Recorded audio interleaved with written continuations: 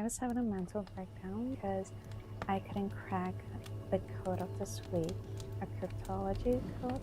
I am sorry, my mentor. I have failed you. And because I was having a mental breakdown, I couldn't do the research of this week, so we're going to read a book.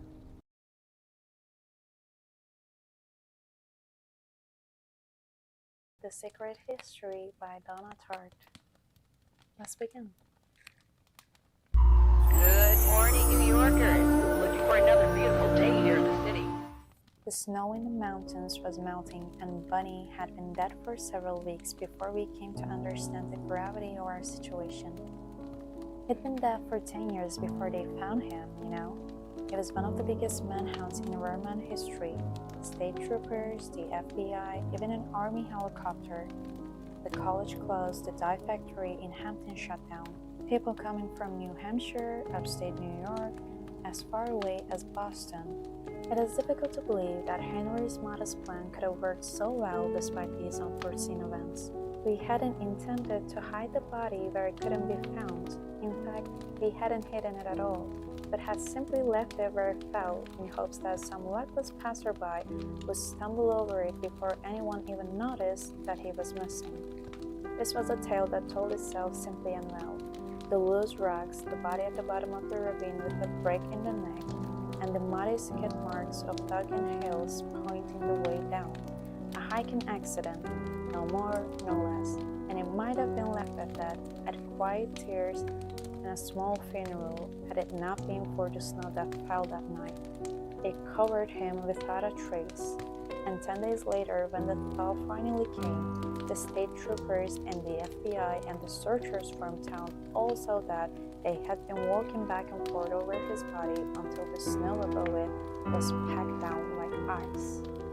It is difficult to believe that such an uproar took place over an act for which I was partially responsible. Even more difficult to believe I could have walked through it. The cameras, the uniforms, the black crust sprinkled over Mount Cataract like ants in a sugar bowl, without incurring a blink of suspicion. But walking through it all was one thing, walking away, unfortunately, has proved to be quite another. And though once I thought I had left that ravine forever on an April afternoon long ago, now I'm not so sure. Now the searchers have departed and life has grown quiet around me. I have come to realize that while for years I might have imagined myself to be somewhere else, in reality I have been there all the time. Up at the top, by the muddy little ruts in the new grass, where the sky is dark over the shivering apple blossoms and the first chill of the snow that will fall that night is already in the air. "What are you doing up here?" said Bunny, surprised, when he found the four of us waiting for him.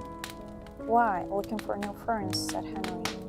And after we stood whispering in the underbrush, one last look at the body and a last look around, no dropped keys, lost glasses, everybody got everything, and then started single path through the woods, I took one glance back through the saplings that left to close the path behind me. Though I remembered the walk back and the first lonely flakes of snow that came drifting through the pines, remember piling gratefully into the car and starting down the road like a family on vacation, with Henry driving clamp-jawed through the potholes and the rest of us leaning over the seats and talking like children. Though I remember only too well the long terrible night that lay ahead and the long terrible days and nights that followed. I have only to glance over my shoulder for all those years to drop away, and I see it behind me again, the ravine, rising all green and black through the saplings. A picture that will never leave me. I suppose at one time in my life I might have had any number of stories, but now there is no other. This is the only story I will ever be able to tell. Chapter 1. Does such a thing as a fatal flaw, the showy dark crack running down the middle of a life, exist outside literature? I used to think it didn't, now I think it does. And I think that mine is this: a morbid longing for the picturesque at all costs. My name is Richard Papin. I'm 28 years old, and I had never seen New England or Hampton College until I was 19. I'm a Californian by birth, and also I have recently discovered by nature. The last is something I admit only now, after not that it matters. I grew up in Plano, a small Silicon village in the north. No sisters, no brothers. My father ran a gas station and my mother stayed at home until I got older and times got tighter, and she went to work answering phones in the office of one of the big chip factories outside San Jose. Plano. The word conjures up drive-ins, tract homes, waves of heat rising from the blacktop. My years there created for me an expendable past, disposable as a plastic cup, which I suppose was a very great gift in a way. On leaving home, I was able to fabricate a new and far more satisfying history, full of striking, simplistic environmental influences, a colorful past, easily accessible to strangers. The dazzle of this fictive childhood, full of swimming pools and orange groves and dissolute, charming showbiz parents, has all but eclipsed the drab original. In fact, when I think about my real childhood, I'm unable to recall much about it at all, except a sad jumble of objects, the sneakers I wore year-round, coloring books from the supermarket, and the squash all football I contributed to neighborhood games. Little of interest, less of beauty. I was quiet, tall for my age, prone to freckles. I didn't have many friends, but whether this was due to choice or circumstance, I do not know. I did well in school, it seems, but not exceptionally well. I liked to read Tom Swift, the talking books, but also to watch television, which I did plenty of, lying on the carpet of our empty living room in the long dull afternoons after school. I honestly can't remember much else about those years except a certain mood that permeated most of them, a melancholy feeling that I associate with watching the wonderful world of Disney on Sunday nights. Sunday was a sad day, early to bed, school the next morning, and I was constantly worried my homework was wrong. But as I watched the fireworks go off in the night sky over the flood-lit castles of Disneyland, I was consumed by a more general sense of dread, of imprisonment within the dreary round of school and home, circumstances which, to me at least, presented sound empirical argument for gloom. My father was mean and our house ugly, and my mother didn't pay much attention to me. My clothes were cheap and my haircut too short, and no one at school seemed to like me that much. And since all this had been true for as long as I could remember, I felt things would doubtless continue in this depressing vein as far as I could foresee. In short, I felt my existence was tainted, in some subtle but essential way. I suppose it's not odd then that I have trouble reconciling my life to those of my friends, or at least to their lives as I perceive them to be. Charles and Camilla are orphans. How I long for this harsh fate.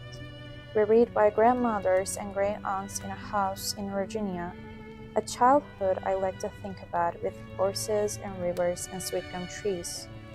And Francis. His mother, when she had him, was only 17, a thin-blooded, capricious girl with red hair and a rich daddy, who ran off with the drummer for Van Swain and his musical swings. And as Francis is fond of saying, the grandparents brought them up like brother and sister, him and his mother, brought them up in such a magnanimous style that even the gossips were impressed.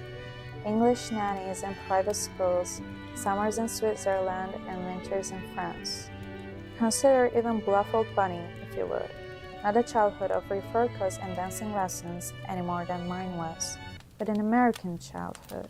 Son of a Clemson football star turned banker, 4 brothers, no sisters, in a big noisy house in the suburbs, with sailboats and tennis rackets and golden retrievers at their disposal. Summers on Cape Cod, boarding schools near Boston, and tailgate picnics during football season. An upbringing vitally present in Bunny in every respect, from the way he shook your hand to the way he told a joke. I do not know, nor did I ever have anything in common with any of them, nothing except a knowledge of Greek and the year of my life I spent in their company. And if love is a thing held in common, I suppose we have that in common too, though I realize that might sound odd in light of the story I'm about to tell. How to begin? This was the beginning of the story. To find out what happens in the rest of it, see you in the next video. Bye. So please whatever.